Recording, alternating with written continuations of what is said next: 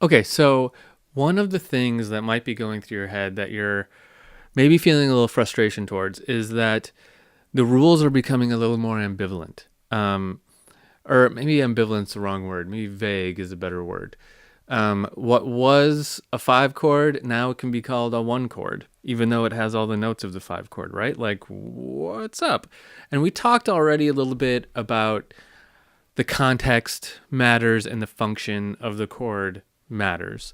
Um, I want to show you what this looks like when you go to extremes. Now, there is a style of analysis called Shenkerian Analysis. Now, what that means is that it's kind of the same idea that we're working with, where, a chord is not a chord, it's all about the function.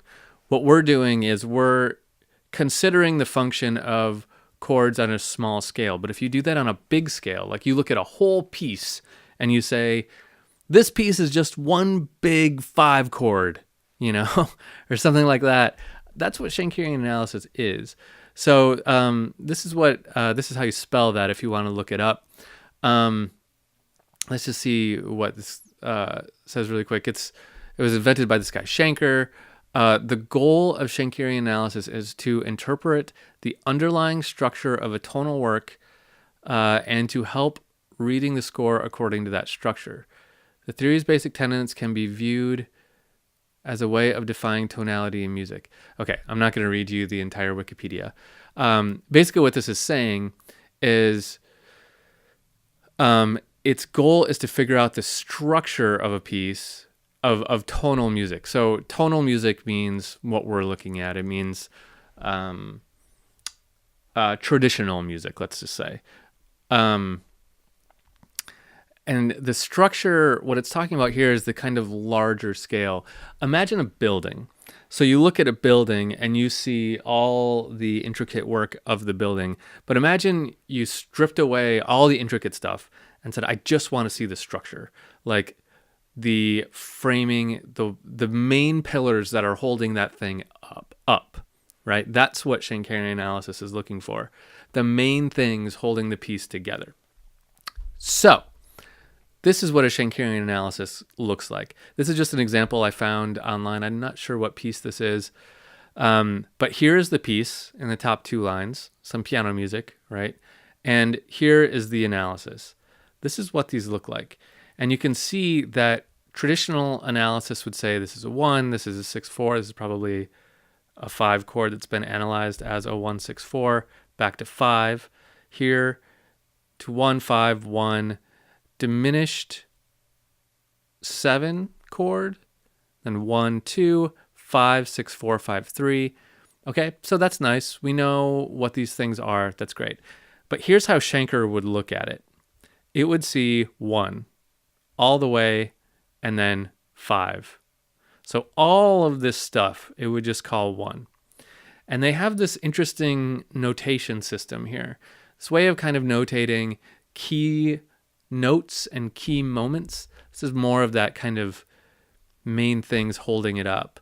But these are not so influential that they change the fact that this is all one big tonic chord, right? So you have a passing tone, a neighbor tone, and then into this transition into 5. So this con, C-O-N-N, I'm not sure what that means anymore. I'm shaky on my Shenkerian analysis. That's almost a pun.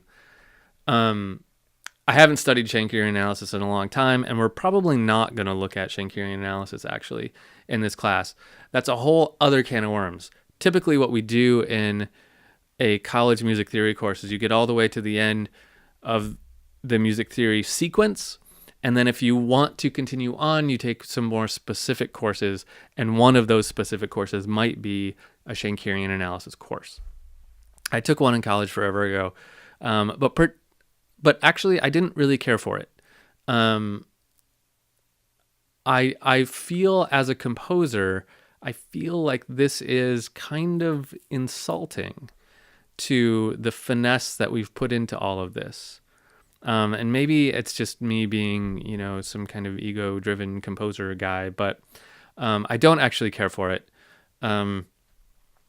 But the reason I'm pointing it out to you now is because I want you to see that when we do it here and we say, this is not actually a 5 chord anymore, this is a 1-6-4 chord, it's not that weird compared to how weird it could get. When you look at Shenkerian analysis, it gets really bloody weird. So bear with me while we kind of relearn some of these chords based on their function. And just remember that in Shenkerian analysis, it's way worse.